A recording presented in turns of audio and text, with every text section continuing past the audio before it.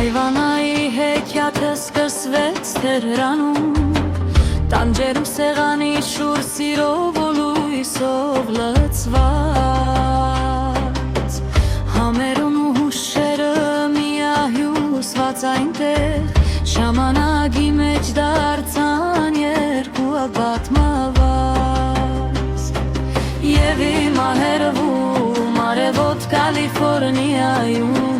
բույսերը ապրում են հոր շնչով։ Հայվանա, Հայվանա, համերի ու սիրո մի աշխարհ, ամեն պատառը մի պատմություն է, ամեն պահը ջերմ ու անմոռանալի։